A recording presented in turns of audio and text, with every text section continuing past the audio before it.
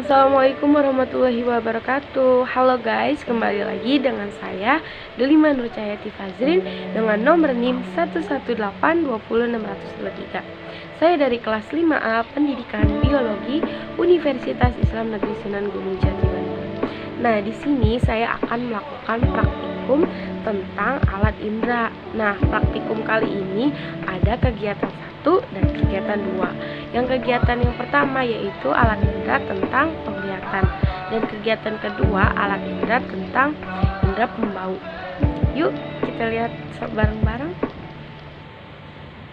Teori dasarnya menurut Irianto 2013 halaman 262, panca indera adalah organ akhir yang dikhususkan untuk menerima jenis rangsangan tertentu. Pada tubuh manusia, alat untuk mengenal dunia luar atau sekitar tubuhnya adalah alat indera. Kegiatan pertama, indera penglihatan atau mata. Adapun tujuannya yaitu untuk mengetahui bintik buta.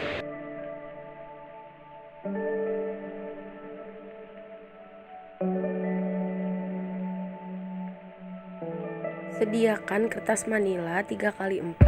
Buatlah tanda plus dan titik dengan garis tengah 2 mm. Jarak antara plus dan titik yaitu 10 cm.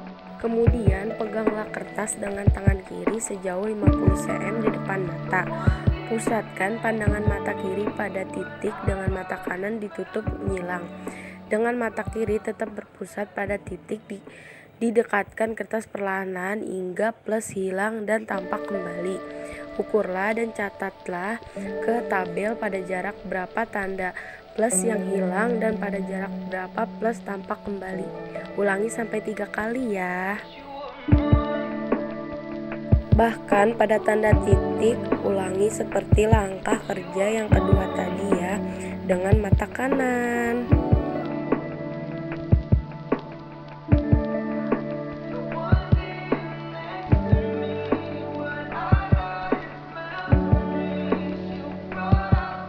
Pada praktikan yang bernama delima, mata kanan ditutup, jarak pada waktu tanda plus hilang dalam cm. Yang percobaan pertama yaitu 4, percobaan kedua yaitu 7,5, dan percobaan ketiga yaitu 7. Jumlahnya menjadi 18,5 dan di rata-rata menjadi 6,2. Kemudian pada jarak waktu tanda plus tampak dalam cm, yang percobaan pertama 18,5, yang percobaan kedua 23, dan percobaan ketiga 17, jumlahnya 58,5, rata-ratanya 19,5. Kemudian pada mata kiri yang ditutup, jarak pada waktu tanda titik hilang dalam cm, percobaan pertama yaitu 7, percobaan kedua yaitu 7,5, dan percobaan ketiga yaitu 7. Jumlahnya 21,5 dengan dirata-ratakan menjadi 7,2. Kemudian jarak pada waktu tanda titik tampak dalam cm, yang percobaan pertama 14,5, percobaan kedua 18,5, percobaan ketiga 24, yang dijumlahkan menjadi 57 dan dirata-ratakan menjadi 19.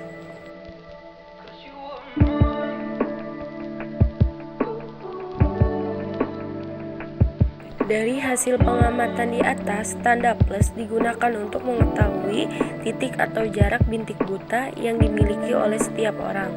Hal ini bisa terjadi jika bayangan dari tanda plus tersebut masuk ke daerah bintik buta.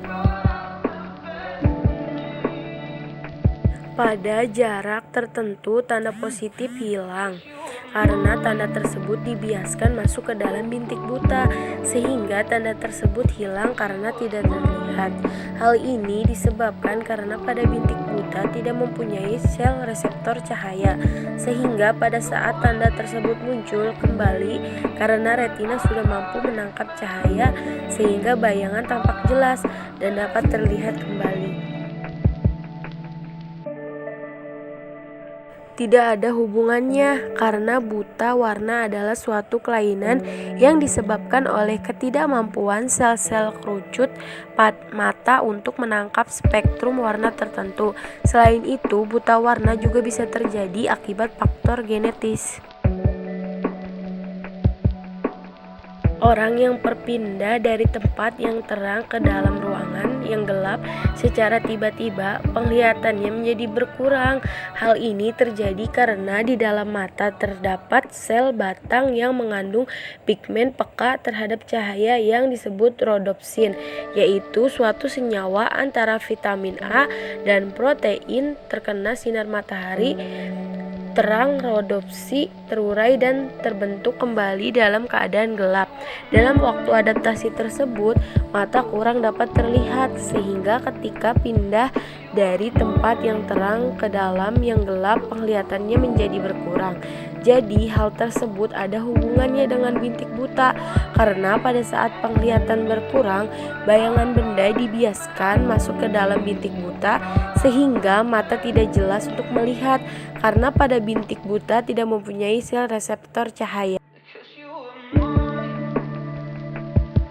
Ya, karena otot silindris berkontraksi sehingga lensa menebal untuk menangkap cahaya, sehingga objek yang dekat dapat difokuskan pada retina, sehingga akomodasi adalah kecambungan lensa mata yang dapat berubah-ubah atau menebal atau menipis yang membuat pandangan menjadi fokus.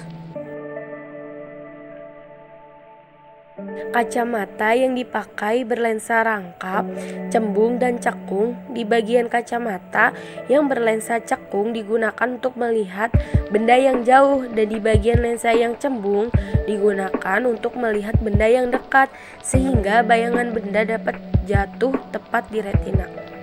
Kesimpulannya adalah, jadi bintik buta adalah daerah tempat saraf optik meninggalkan bagian dalam bola mata dan tidak mengandung sel konus dan batang, sehingga bila suatu bayangan jatuh pada bintik tersebut, maka tidak dapat terlihat bayangan. Jarak bintik buta setiap manusia berbeda-beda.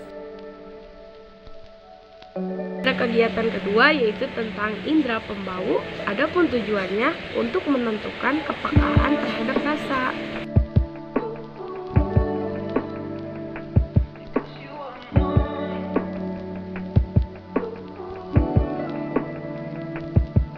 Potong apel dan jahe dengan ukuran yang sama.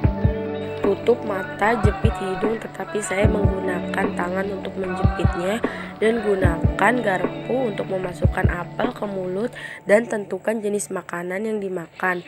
Netralkan mulut terlebih dahulu untuk mencoba bahan selanjutnya. Kemudian tusuk jahe menggunakan garpu, masukkan ke dalam mulut dan tentukan jenis makanan yang dimakan.